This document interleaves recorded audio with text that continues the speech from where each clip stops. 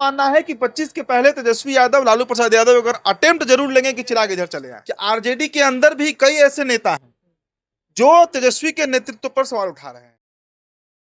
इस उपचुनाव में जो चारों सीटें राजद हारी हैं, सिर्फ उसका ठीकरा तेजस्वी के सर पर फोड़ देना सही है। कांग्रेस के 5 वोटर भी बिहार के किसी गांव में शायद आपको नहीं मिलेगा। बेलागंज हो, रामगढ़ हो, तरारी हो या इमामगंज हो, चारों सीट पर कहीं भी आपको कांग्रेस की कोई मौजूदगी दिखी क्या? एक ऐसी पार्टी बन चुकी है जो सिर्फ चुनाव के समय, चाहे वो लोकसभा का चुनाव हो, विधानसभा का चुनाव हो, उपचुनाव हो, एमएलसी का चुनाव हो, टिकट लेने के लिए, सीट लेने के लिए सामने प्रकट होती है। चुनाव खत्म होता है, फिर वो पार्टी ठंडे बस्ते में चली कुछ भी असंभव सा चीज नहीं हो जाता है। अगर राजनीति में कुछ घटनाक्रम घट रही है तो उसके पीछे की कुछ वजह होती है। बिहार इसके लिए बदनाम है कि अचानक से कुछ ऐसे फैसले हो जाते हैं जिन फैसलों से सियासत गरमा जाती है, वक्त बदल जाते हैं, जज्बात बदल जाते हैं और फिर आज पक्ष में बैठी सरकार विपक्ष हो जाती है। बिहार में एक बार फिर से कुछ ऐसी घटनाक्रम घट रही है जिसके बाद चर्चा काफी तेज है। बिहार के 4 सीटों पर हुए उपचुनाव और उसका परिणाम एनडीए गठबंधन के लिए तो सार्थक है, एनडीए को इससे मजबूती मिली है। लेकिन आरजेडी का क्या, महागठबंधन का क्या? महागठबंधन ये 4 सीटें हारने के बाद मंथन कर रहा है। लालू प्रसाद यादव काफी चिंतित है। 2025 में तेजस्वी यादव को उस कुर्सी तक पहुंचाना है जिस कुर्सी के लिए वो कभी तेजस्वी का सपना देखा करते थे। आखिरकार लालू प्रसाद यादव क्या मंथन कर रहे हैं? आज लालू प्रसाद यादव दिल्ली रवाना हो चुके हैं, लेकिन दिल्ली जाने से पहले तेजस्वी यादव के कान में एक मंत्र फूंक कर गए हैं।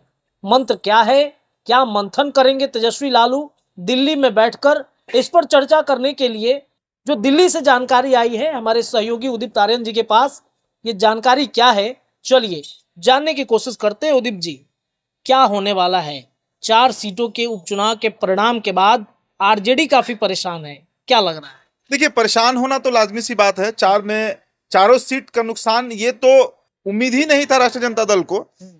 हालांकि तेजस्वी प्रसाद यादव ने मेहनत किया था, इसमें कोई दो राय नहीं है कि तेजस्वी ने बेलागंज से लेकर इमामगंज, रामगढ़ सभी जगहों पर पहुंचे, मेहनत किया गया, कैंपेनिंग में कोई कमी नहीं रही। बावजूद इसके चारों सीटों पर हार मिली आरजेडी को।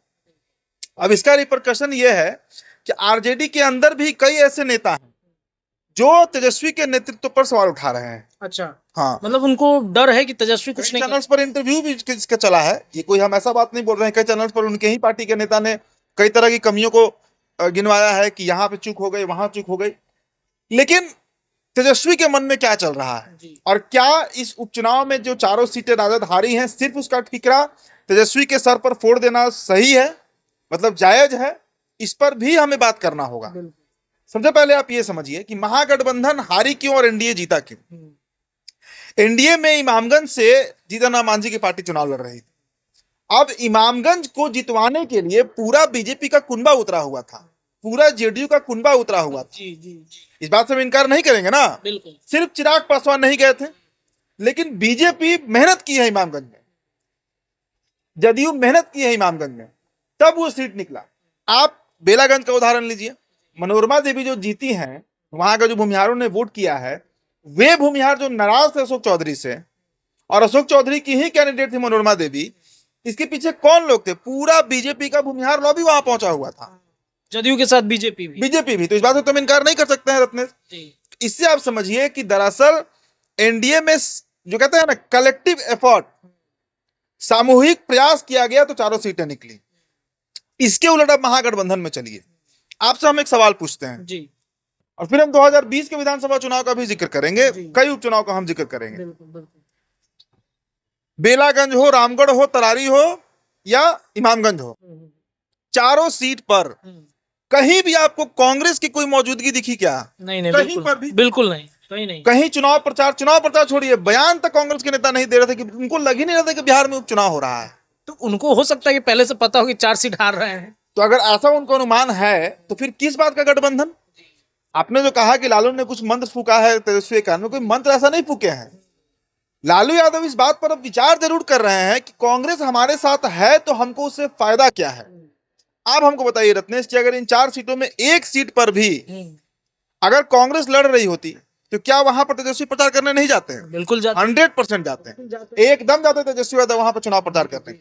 लेकिन कांग्रेस को जैसे कोई मतलब ही नहीं है। कांग्रेस एक ऐसी पार्टी बन चुकी है जो सिर्फ चुनाव के समय, चाहे वो लोकसभा का चुनाव हो, विधानसभा का चुनाव हो, उपचुनाव हो, एमएलसी का चुनाव हो, टिकट लेने के लिए, सीट लेने के लिए सामने प्रकट होती है। चुनाव खत्म होता है, फिर वो पार्टी ठंडे बस्ते में चली जाती है। मैंने कहा था 2020 का हम जिक्र करेंगे, 2020 का जरा चुनाव आप याद कर लीजिए और हमारे दर्शक इस बात को गौर से सुनिएगा।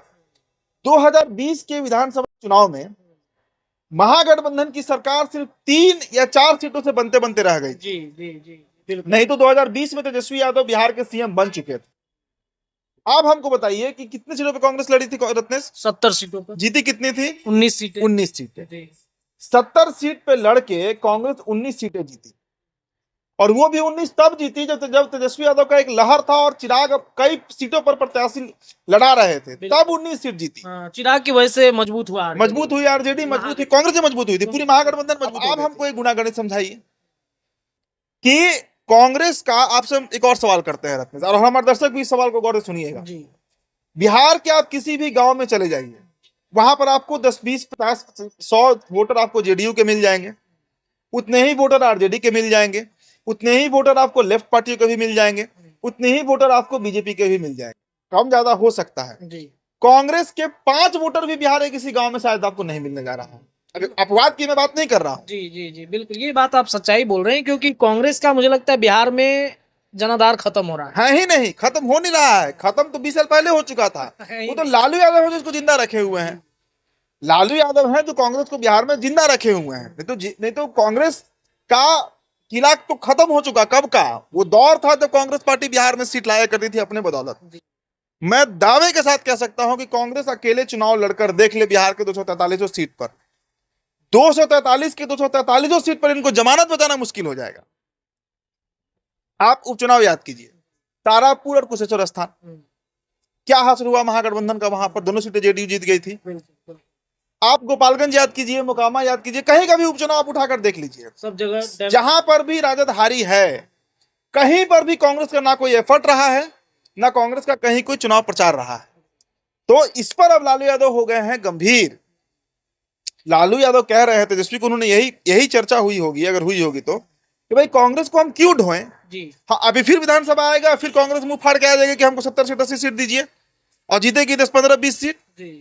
तो जो 50 सीटों का नुकसान हो रहा है, वो नुकसान कांग्रेस अधिक तो राजद को हो जा रहा है। हो रहा है। उस 50 का सोचिए कि 2020 के विधानसभा चुनाव में जिस 70 सीटों पर कांग्रेस लड़ी, उस पर अगर राजद लड़ी होती, तो मैं ये बात डंके की चोट पर कह रहा हूं, इतना तो एनालिसिस हम लोग को भी बिहार का हो गया है कि 19 सीट से अधिक जीतती आरजेडी। 25 सीट जीत सकती थी, 30 सीट जीत सकती थी, 40 सीट जीत सकती थी, क्योंकि उसका कैडर वोट है आरजेडी का।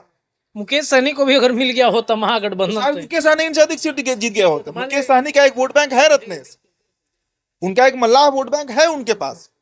तो अब इसी पर विचार हो रहा है। एक बात और आप इसमें जोड़िए, हमने खबर भी चलाया था, बिहार टॉपर ही वो खबर चलाया था हमने, कि 75 विधानसभा सीट और 10 लोकसभा सीटों पर तेजस्वी और चिराग के बीच बात फाइनल हो गई है। अच्छा, मतलब ये एक समय चर्चा हुआ था। ये बात सही खबर हमने बताया था, ये बात हमने सही बताया था कि इतने बात हो गए थे। हालांकि उसके बाद बात नहीं हो पाया, अमित शाह ने फिर चिराग पासवान को साथ ले लिया आपने। लेकिन अगर तेजस्वी और चिराग पासवान बिहार में मिल जाएंगे, अगर दोनों मिल जाएंगे, तो आप मानकर चलिए कि आरजेडी के वोट परसेंटेज में, मतलब महागठबंधन के वोट परसेंटेज में कम से कम 10% की बढ़ोतरी होगी। ये मतलब कैसे चिराग क्या वाकई में आरजेडी के साथ जा सकते हैं? क्योंकि मोदी के अनुमान है एनडीए को मजबूत करना है। अक्सर मोदी जी को राम बताते हैं, और हमारे प्रधानमंत्री, मेरे प्रधानमंत्री, और उस प्रधानमंत्री को छोड़ के आरजेडी के साथ संभव लग रहा है। देखिए, राजनीति में जब तक परसेप्शन तभी तक बना रहता है जब तक सत्ता है या सत्ता का सुख है। लेकिन आज अगर देखिए, अभी जो हाल में प्रकरण घटा 2-3 दिन के अंदर, आनंद मोहन जिस तरह हमलावर हुए, अगर जेडीयू भी उस पर स्टैंड ले लेती और चिराग के खिलाफ एक माहौल बनने लगता, तो क्यों नहीं चिराग पासवान जा सकते हैं आरजेडी के साथ? कसम थोड़े खाए हैं चिराग पासवान। भाई, रामविलास पासवान को सीएम बनाने का ऑफर लालू यादव नहीं दिया था। उस जमाने की दोस्ती है दोनों में। इस बात से तो इनकार करना मूर्खता होगा कि चिराग कभी जाएंगे ही नहीं। चिराग जा सकते हैं, संभावना 100% है, 99 नहीं 100% संभावना है कि चिराग पासवान आरजेडी के साथ जा सकते हैं।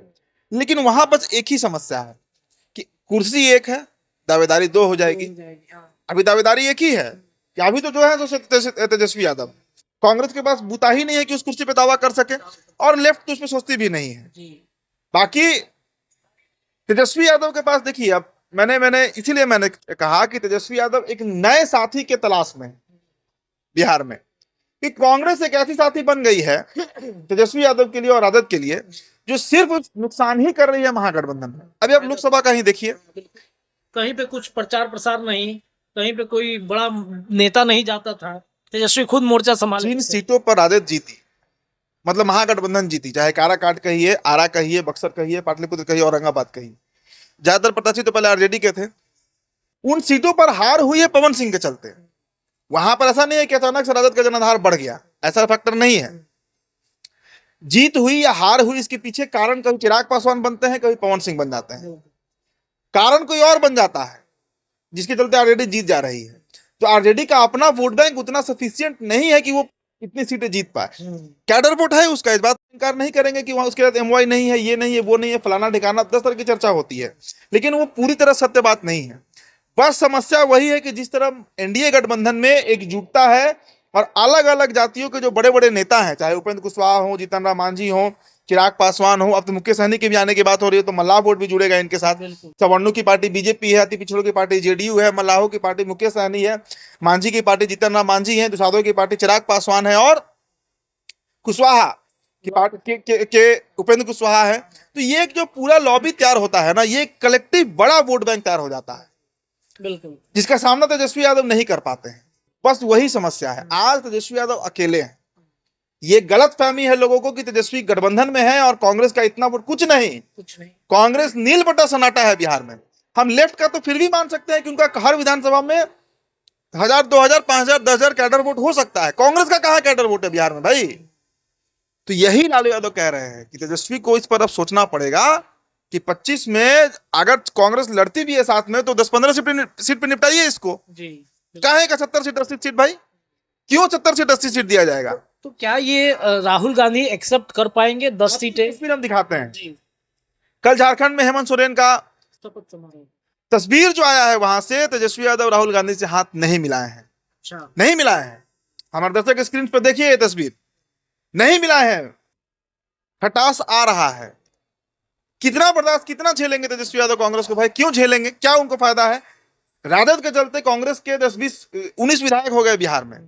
इनसे तो बहुत अच्छा स्ट्राइक रेट लेफ्ट का रहा कि उतनी कम सीटें लड़कर 16 विधायक जिता लिए। सच्चाई है ना? तो कल की ये तस्वीर, और इसीलिए हमें चर्चा कर भी रहे हैं, अखिलेश यादव से ज्यादा मतलब अटैचमेंट कल के तस्वीर में भी हम देख रहे थे। अखिलेश से ज्यादा था, राहुल गांधी से कम था। अखिलेश की भी एंट्री हो सकती है, सपा की भी एंट्री हो सकती है। बहुत फायदा उसे नहीं होगा आरजेडी को। उत्तर प्रदेश से सटे राज्यों, अपना मानना है कि 25 के पहले तेजस्वी यादव, लालू प्रसाद यादव अगर अटेम्प्ट जरूर लेंगे कि चिराग इधर चले आए, चिराग अगर इधर आ गए, तब बहुत कड़ा मुकाबला हो जाएगा एनडीए और महागठबंधन में। देखिए, चिराग एक बड़े फैक्टर के तौर पर बिहार में अब जाने जाते हैं, उनको अंडर एस्टिमेट मत कीजिए। किस्मत कहिए जो कहिए। देखिए, झारखंड में एक ही सीट लड़े, चतरा जीत गया। राजद वहां पे 5 सीटें जीती, एक सीट हार गई, एक सीट हार न गई, और वो सीट वही हारी, 6 सीटों पे लड़ी थी, 6 सीटों पे लड़ी थी, और एक सीट वही हारी जहां पे चिराग के प्रत्याशी थे। लोकसभा में 100% स्ट्राइक रेट रहा, बंगला मिल गया, मंत्रालय मिल गया, 5 के 5 सांसद बन गए, सारा चीज तो वापस हो गया चिराग का। तो अभी लक फैक्टर है चिराग के साथ, मतलब जा सकते हैं, संभावनाएं तो हैं 100%। हम कह रहे हैं कि एक बार अटेम्प्ट जरूर लेंगे लालू यादव और तेजस्वी यादव की चिराग इस खेमा में चले आए, और कांग्रेस को हम बाहर करें, या कांग्रेस रहे भी तो मार्जिनलाइज रहे, 5-10 सीटों पर लड़ जाए, बात खत्म, उससे ज्यादा नहीं। अगर नीतीश कुमार की एंट्री हो जाए तो क्या होगी फिर? तब तो कहानी ही दूसरा हो जाएगा, तब तो पूरी पटकथा ही अलग हो जाएगी, लेकिन उसकी संभावना अब कम लगती है।